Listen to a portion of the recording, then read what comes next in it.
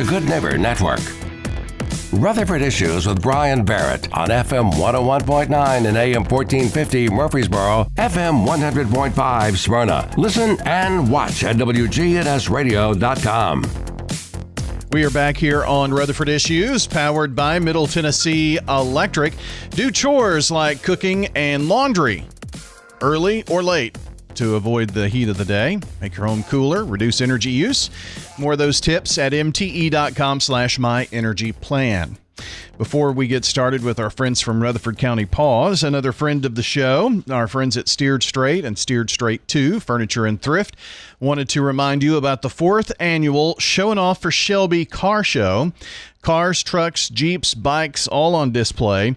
And it is happening in nearby Lebanon at the Wilson County Fairgrounds in Fiddler's Grove. If you've ever been to the fair, you'll know where that's at.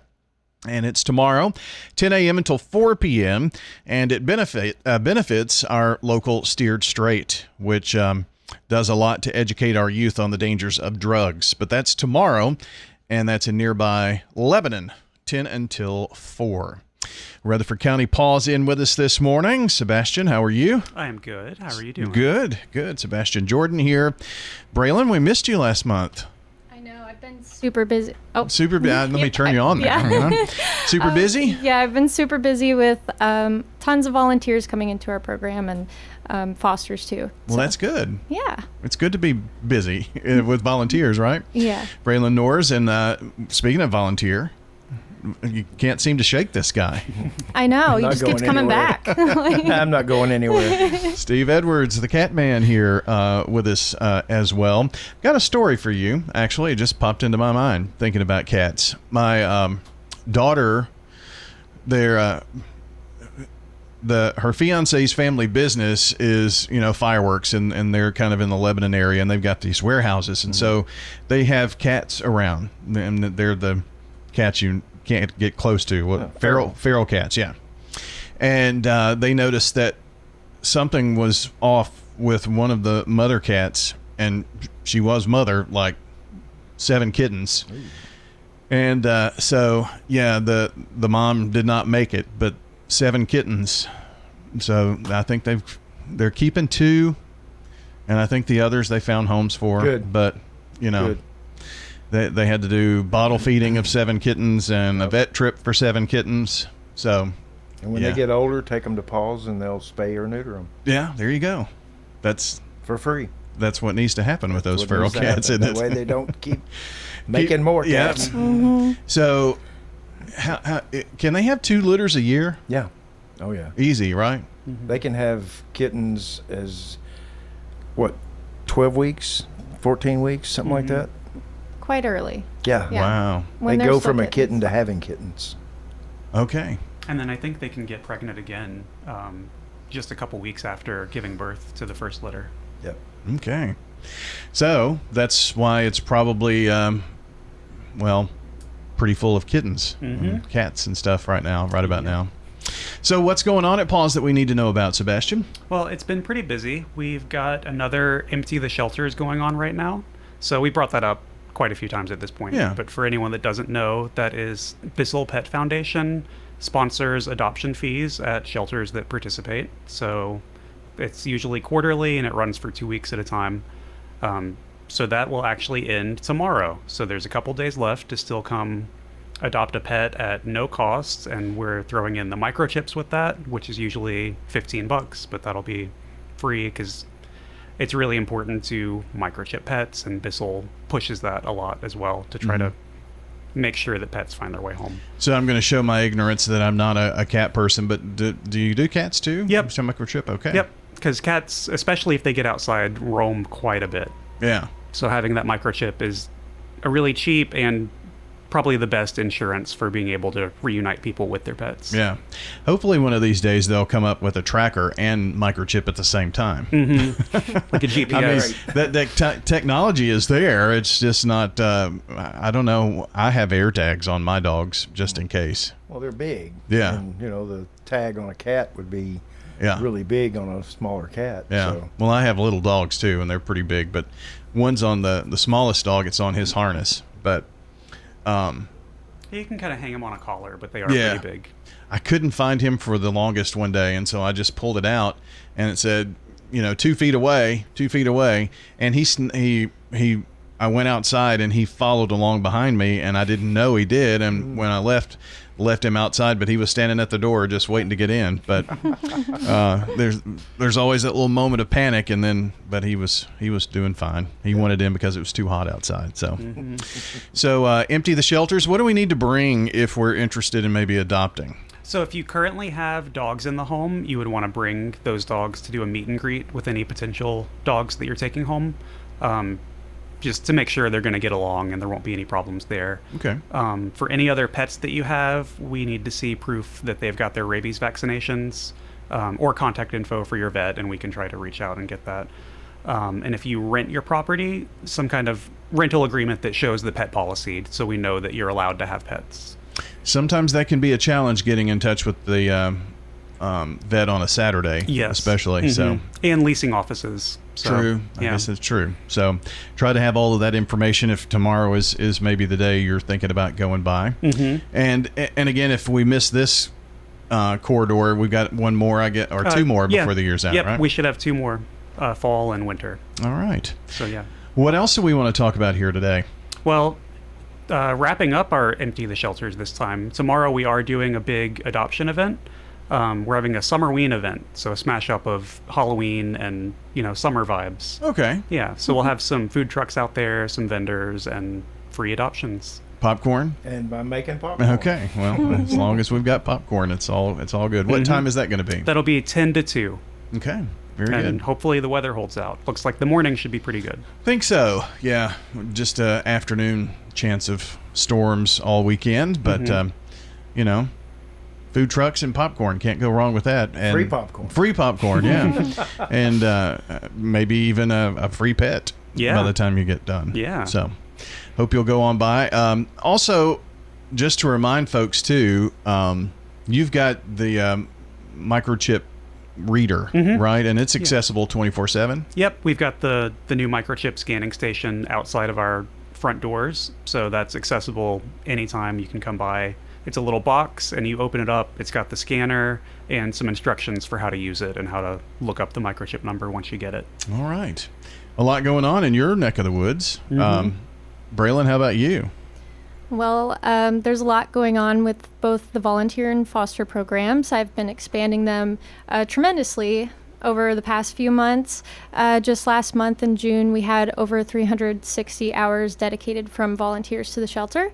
So that's been really helpful with getting a lot of our long stay animals out. We have 2 dog walkers that are really dedicated, and so they've been helping with visitations and kind of matchmaking with adopters.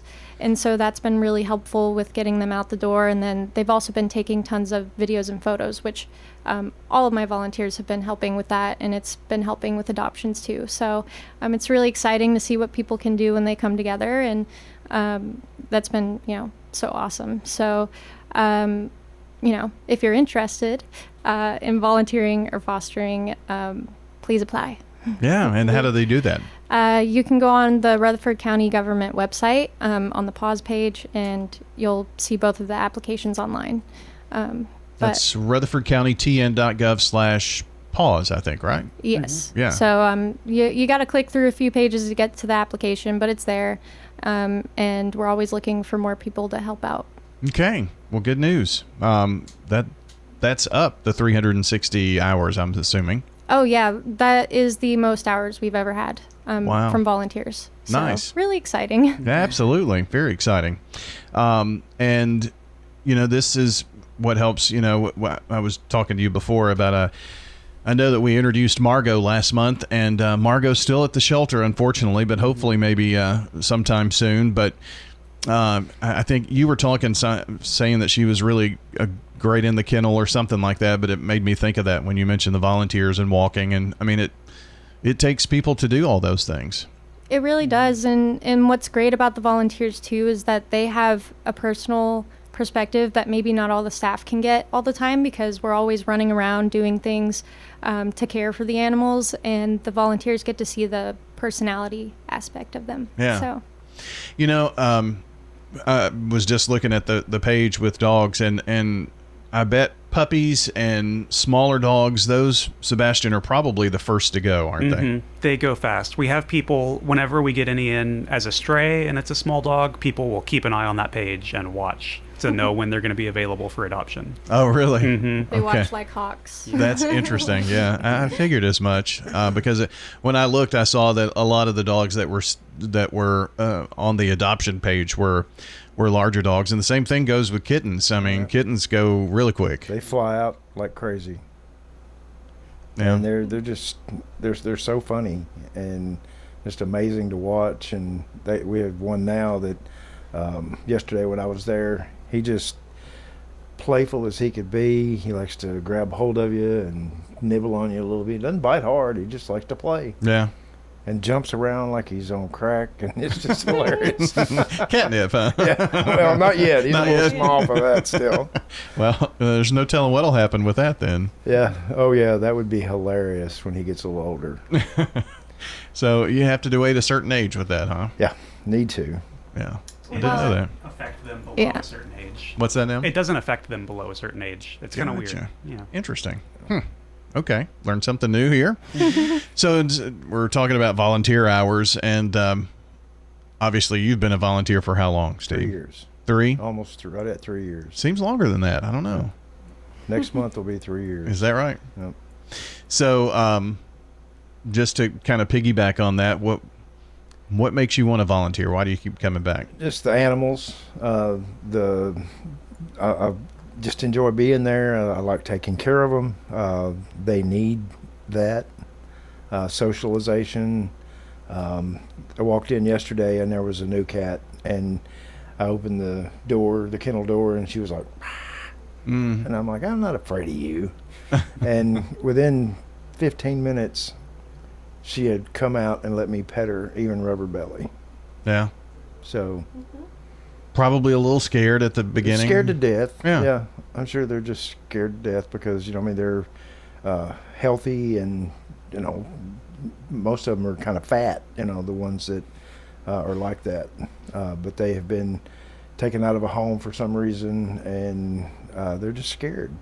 New surroundings or different surroundings, different people. Yeah, a lot of sounds. Yeah. A lot of things going around in the shelter, and it can be really stressful. So And a lot of new smells. Cats are way more sensitive to smells than dogs are in terms of I was going going to ask that because I'm definitely not a cat person or been around cats. It's been dogs mostly. And, if I go somewhere, my dogs, sniff me for 10 or 15 minutes. It's like, Where have you okay, been? yeah, where have you been? And what's this dog smell that if I'm over at my son's house and whatnot. So, but cats are even more so sensitive. That's interesting. Yeah, they get more stressed out. They don't like it as much. Dogs find it interesting. It's kind of a form of enrichment with the new smells. They enjoy that, but cats do not. All right. Yeah. And when a cat gets put in a kennel like that, when one person walks in the dog room, then every dog in there starts barking. Oh, sure. And that scares them to death. They just cow down, and they're scared. They might not have been around dogs. Well, that's the saying, fight like cats and dogs, Cats are going to run and get away from the dogs. Yep. And it's interesting, the two together. So, yeah, I could see that. Braelyn was mentioning fostering as well, and you've done some of that. I have not done any fostering. You haven't? I thought you had. I know, I keep trying to convince him. I can't get him to do it. Well, maybe yes, that's why I said, I've you've got cats at home. I've got That's three right. that would probably, I know two of them wouldn't like it at all. And one of them could care less, the male. And my two females they wouldn't have it. They're both the boss of the house, I'm Oh, sure. Yeah. Oh, yeah. Do they fight over who's the boss? No? Not a lot, but they occasionally scrap, the mama and her kitten. Oh, Which okay. he's 7 now, so he's not a kitten, but I think I'm all of them as kittens. Oh, I guess so. How long is the life expectancy for cats? Indoors or outdoors? Well, let's go both. Indoors first. Indoors, cats can live up to 18 to 20 years old. Wow. Outside, 6 to 8 maybe? I think that's the average, yeah. Okay. Just because of outside elements and getting into antifreeze or Yeah. anything like that, getting Predator ran animals. over, Yeah. predators, Diseases. mean people. You know. yeah, Everything. the outdoors period. Yeah. Outdoors. So Get a cat, keep it inside. how old is your oldest? 8. And Okay. That's Rastus's. That's my male's mother. That was her second litter, Okay. and because she had a litter, and then right after that, we kind of got to where we were interacting a little bit. I couldn't touch her, but she ended up pregnant again and had 3, and kept 1, gave 2 away to good friends, and they're all living the dream right now, I guess which is a good thing. you had that, getting pregnant 2 or 3 times a year fixed though. Oh, right? yeah. It's fixed quick. Immediately. I mean, yeah. Yes. So, and Sebastian, that's something that can be done at the shelter too. Is that Yeah. right? Yeah, we do free spaying and neutering for any Rutherford County resident. Okay. Yeah. So, what do you have to do to get on the list for that? You'll just call. We've got a page on our site that'll say spaying and neutering just along the sidebar. And Okay. You check that out. It'll tell you everything you need to know. Very good information today. Well, I appreciate you all coming in on this hot summer day, and good luck with what is it? Summerween? Summerween. Summerween. Summerween tomorrow. Yeah. 10 to 2, popcorn. You got it all ready to go. Yep. Ready to go. All right. We'll see you guys there. That's at Rutherford County PAWS tomorrow. Empty the Shelters event, last day for that. Again, tomorrow at Rutherford County PAWS. If you missed part of our show today, go back and check the podcast. It will be up lickety-split at WGNSradio.com.